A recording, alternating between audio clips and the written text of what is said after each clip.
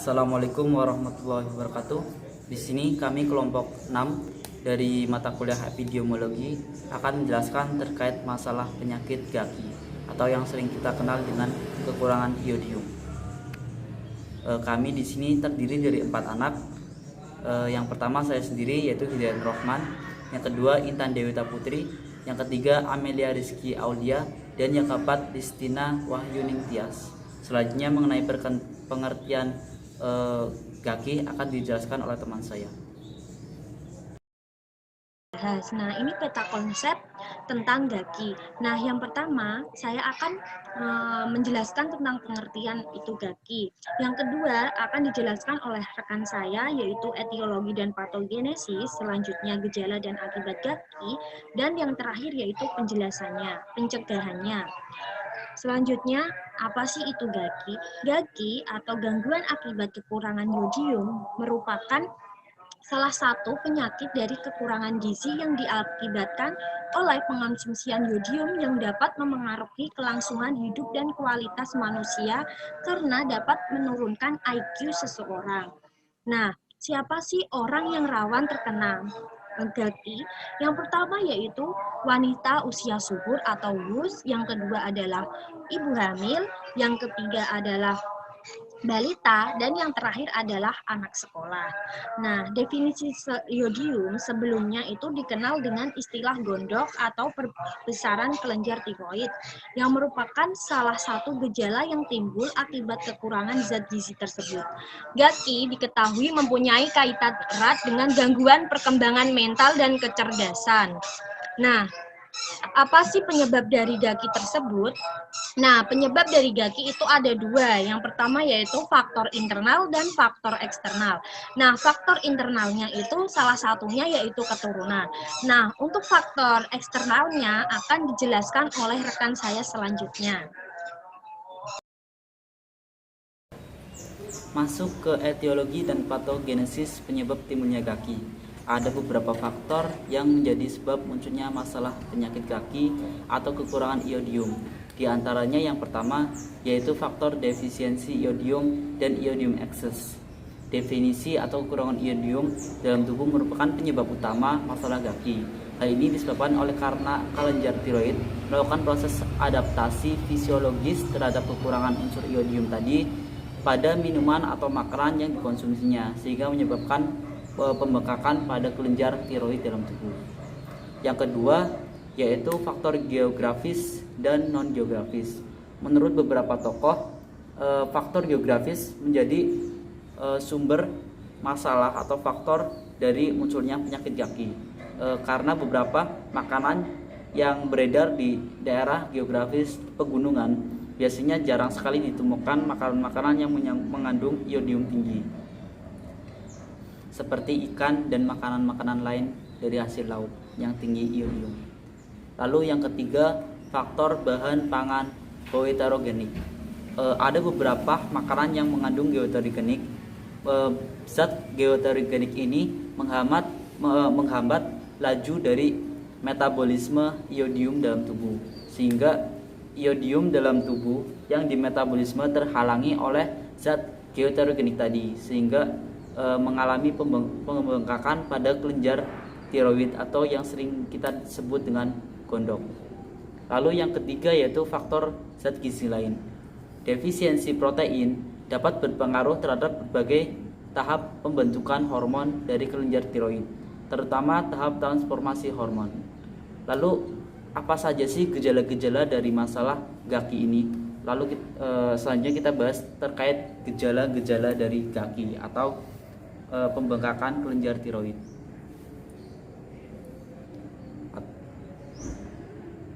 Masuk ke poin 3, gejala-gejala gaki atau kekurangan iodium. Gejala yang sering muncul pada pasien penderita gaki atau kekurangan iodium, yang pertama ialah retardensi mental. Yang kedua, gangguan pendengaran karena kelenjar tiroidnya menghalangi dari pusat pendengaran atau mengalami penyempitan di daerah telinga. Lalu yang ketiga, gangguan berbicara. Seperti yang kita tahu, saat kita kekurangan iodium, maka mengalami pembengkakan di daerah tiroid, sehingga apa yang kita omongkan, maksudnya apa yang kita ucapkan itu biasanya terganggu karena saluran suara kita terhempit oleh pembengkakan kelenjar tiroid tadi. Lalu yang keempat yaitu hipertiroid atau pembesaran kelenjar tiroid, atau yang sering kita ketahui sama-sama yaitu gondok. Munculnya gondok pada kelenjar tiroid atau pembengkakan jadi salah satu tanda yang paling bisa kita lihat karena kekurangan iodium tadi. Lalu yang kelima yaitu keratinisme. Gejala ini sering dijumpai pada anak-anak. Gangguan akibat kekurangan yodium yang pertama yaitu ada penyakit gondok, hipotiroidisme, dan keratin. Gondok itu dapat mengganggu pernafasan karena adanya pembesaran kelenjar tiroid. Nah, kalau hipotiroidisme itu biasanya terjadi di daerah dengan defisiensi yodium berat. Nah, kalau keratin itu terhambatnya pertumbuhan, seperti orang yang kerdil atau cebol, terus dia itu mempunyai hambatan mental atau keterbelakangan mental. Lalu untuk kebutuhan yodium sendiri tergantung pada umur dan kondisinya. Yang pertama yaitu ada bayi atau umur 12 bulan pertama membutuhkan 50 mikrogram per hari.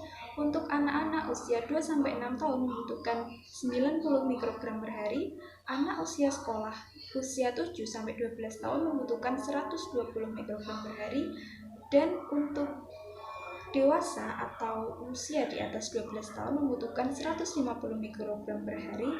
Untuk ibu hamil membutuhkan 175 mikrogram per hari, dan untuk ibu menyusui ini lebih banyak yaitu 200 mikrogram per hari. Yang terakhir, setelah kalian itu mempelajari tentang pengertian sebab akibat maupun faktor-faktor yang ada dalam gaki, yang terakhir adalah mengenai upaya pencegahan gaki di masyarakat.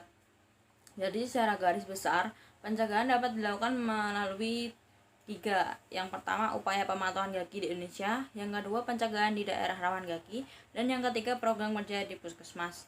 Yang pertama yaitu upaya pemantauan gaki di Indonesia. Jadi pemantauan ini dilihat dari konsumsi garam beriodium pada rumah tangga dan juga pengecekan kadar urin apakah di situ terdapat iodium atau tidak. Jadi di situ nanti akan bisa menganalisis, terutama yang dilakukan tes urin adalah usia anak sekolah dan juga pada wanita usia subur, karena pada usia tersebut mereka rawan untuk kekurangan iodium. Kemudian yang selanjutnya ada pencegahan di daerah rawan. Sudah kita ketahui bahwasanya daerah rawan merupakan salah satu faktor penyebab terjadinya gaki di Indonesia. Yang sering terjadi yaitu pada pegunungan, yaitu Pegunungan Kapur, salah satunya adalah Wonogiri, Pegunungan Kapur Selatan.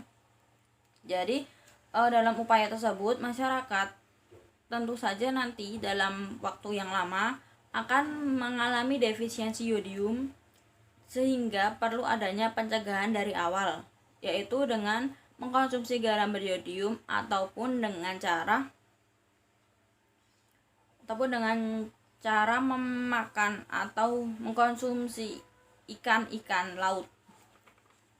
Nah, dan di sini juga dalam pencegahan di daerah rawan, pemerintah juga sudah menetapkan dalam garam yang beredar di masyarakat itu harus memiliki minimal 30 ppm kandungan iodium.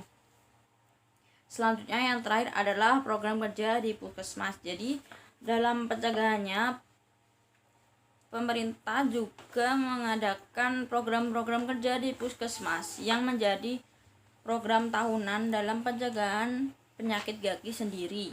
Yang pertama yaitu penyediaan data kasus sasaran distribusi kapsul iodium. Jadi ketika ada daerah yang dia itu kekurangan iodium atau wilayah yang kurang iodium, dari pihak puskesmas akan membagikan kapsul iodium. Yang kedua yaitu sasaran palpasi dan gondok anak sekolah. Jadi anak sekolah juga nanti akan dilihat apakah banyak yang mengalami kekurangan yodium.